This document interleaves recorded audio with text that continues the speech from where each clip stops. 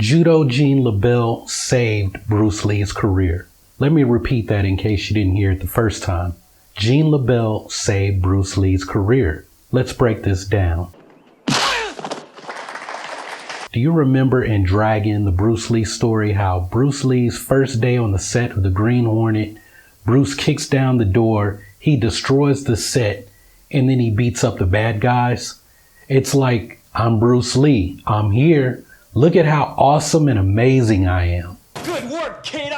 Well, you have that depiction of Bruce contrasted with another totally fictional depiction of Bruce Lee in Quentin Tarantino's Once Upon a Time in Hollywood, where Bruce Lee is spouting off all his nonsense about making Muhammad Ali a cripple before he gets slammed into a car door by stuntman Cliff Booth. Yeah, a lot of people felt like you made Bruce Lee into an asshole.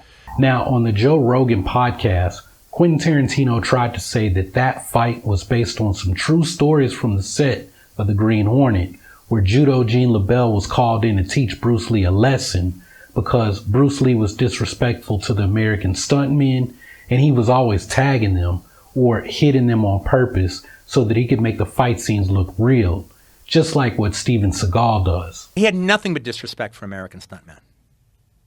Now, the problem with all of this is that Quentin Tarantino gives the polar opposite depiction of Bruce Lee on the set of the Green Hornet that is given in Dragon, the Bruce Lee story, where it's like, oh, look how amazing Bruce Lee is. Everyone is in disbelief of how awesome he is. Well, the truth falls in between both of these accounts. And just like I've done in the previous 2 videos on Quentin Tarantino's comments about Bruce Lee, we're going to find out once again that Quentin Tarantino was completely wrong and should just stop speaking on Bruce Lee entirely. Go suck a dick. So this story was posted in a Facebook group for fight choreography by Lane Levitt, a stuntman who's been working on TV and movies for the last 40 years. Lane shared in his story how Benny Dobbins basically saved Bruce Lee's career by introducing him to Judo Gene LeBell. Now, Benny Dobbins was the stunt coordinator for the Green Hornet, and he was also Van Williams' stunt double. So in addition to being the stunt coordinator, Benny was also doing the stunts and fight scenes as Britt Reed or the Green Hornet. So go back to Bruce Lee on the set of the Green Hornet in Dragon, the Bruce Lee story, and remember how Bruce bursts through the door, tears up the set, and then he has the bad guy scared half to death? Well, Bruce in the early days of production, he wasn't much far off from that, except that, well, it wasn't totally awesome. Now, the people who like to point out all the time in the comments how, well, Bruce was only an actor who made 20-something films as a child before he came over to America, they seem to leave out the thing about how Bruce grew up running the streets in Hong Kong with his gang, and he was getting into fights with other kids. Yes, he and his friends were primarily upper middle class Eurasian kids, but Hong Kong in the 40s and 50s had refugees spilling all over into the city. The police were corrupt, triads were controlling many of the neighborhoods. It's like if you went out looking for trouble, well, trouble wasn't really hard to find. When Bruce started his training with Yip Man, he was still making movies, and he was still getting into fights and trouble in school. But one of the things Bruce was not doing was making movies about fighting. In one of Bruce Lee's last movies in Hong Kong, he even played a character who refused to fight, which was the opposite of the real Bruce Lee at that stage of his life. When Bruce came to America, mostly because of his fighting and delinquency in Hong Kong, he was still getting into scraps. I mean, one of the first things that he did was basically start a gang of underlings that looked on the outside as a martial arts school. But the real relationship was, I'm y'all's big brother, you're all under my protection, and I'm teaching you Kung Fu so that I have sparring partners to help me stay at the top of the food chain. Now, I'm saying all of this because when Bruce started playing Kato and doing these fight scenes on the Green Hornet, even though he did these amazing demonstrations at Ed Parker's Karate World Championships to get the attention of Jay Sebring and eventually get him in front of the producers for a screen test, Bruce's experience was fighting on the streets of Hong Kong and getting into scraps in Seattle, and then whatever exchanges he had in Oakland, which also included his most known fight with Wong Jack Man. So when Bruce is asked to do fight scenes with these other stunt guys as Kato on the set of the Green Hornet, well, he'd never done any kind of fighting for the screen. His experience was fighting in the streets. I do the stuff for the street. The stuntmen at that time were used to those John Wayne punches and fight scenes in old westerns where everyone threw over-exaggerated haymakers from like 3 feet away. The punches were never going to make contact, and it all came down to the camera placement and the stunt performer's ability to sell their reactions. When Bruce hit the scene, none of these guys had ever seen anything like what he was doing. No one knew what Kung Fu was in Hollywood in 1966. I mean, if you read Stephen Lambert's autobiography, Hollywood really didn't even know what Kung Fu was in the early 80s.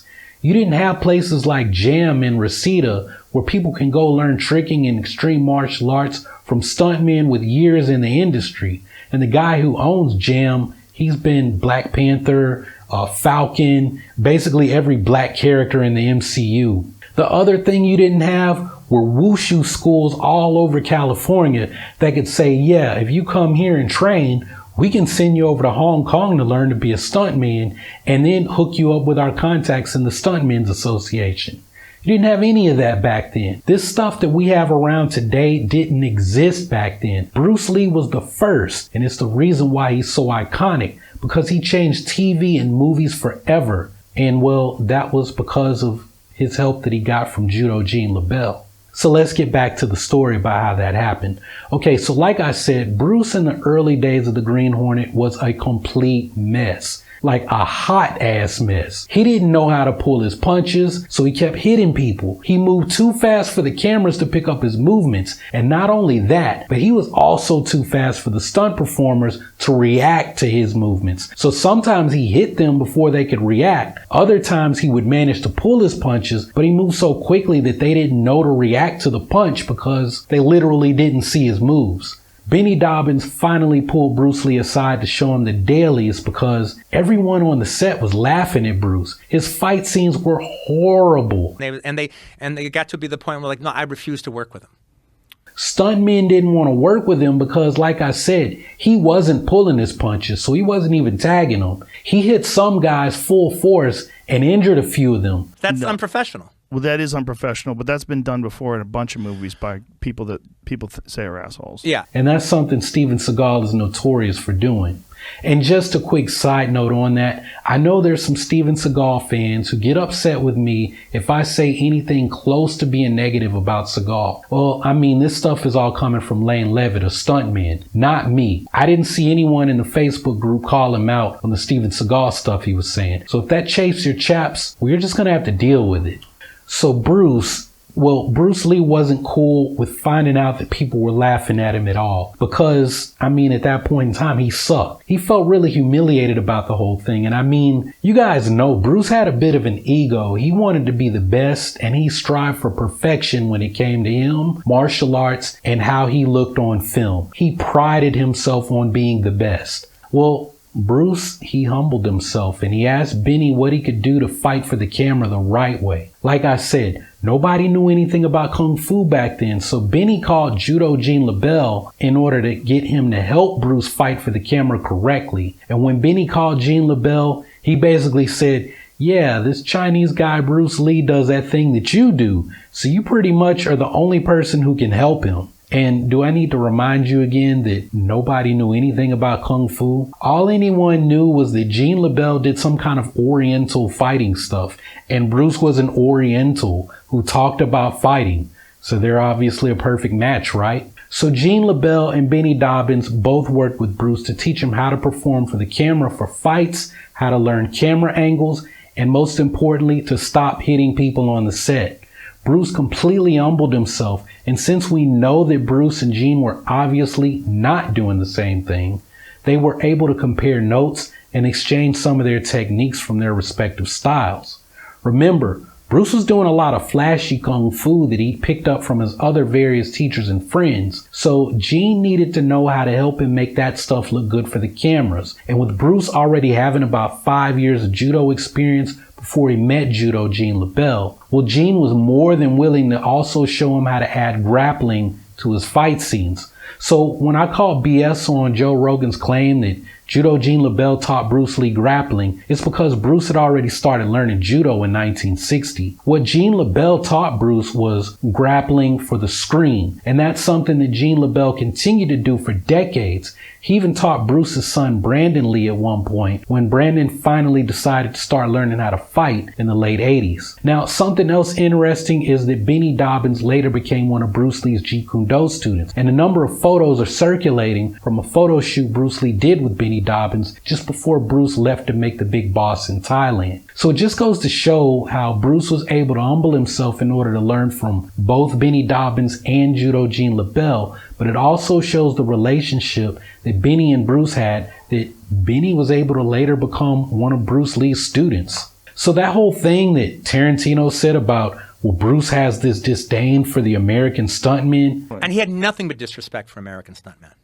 Well, that's just another example of how Tarantino was lying about Bruce to sell his movie. I mean, Bruce hated the American stunt community so much, even though Bruce is also American, but Bruce hated them so much that he asked his boss and Gene LeBell to teach him. He shared his stuff with them, and then he later wanted to create a Hong Kong Stuntmen's Association, just like the one that existed in America, and he would have done it if he hadn't died unexpectedly in 1973. So anyway, this was a cool story that Lane shared in the group a few weeks ago. It's an example of how no one should be above admitting when they are wrong and should be teachable at all times. This is like the saying of how we should strive to always maintain the beginner's mind. If you want to learn more interesting facts about Bruce Lee, you can check out this video on Bruce Lee's amazing kicking speed and how he earned the nickname Three Legs Lee. Be on the lookout for my next videos where I'll be talking about the problem with DKU and also sharing my thoughts on Commander Brown and Detroit urban survival training. Well, because look, all of the casuals are interested in those two guys, and hey y'all, I gotta pay some bills this month and my wife wants to go shopping for Chinese New Year. So anyway, while y'all wait on me to knock out those videos, y'all keep training, remember to breathe, and I'll see you on the next video.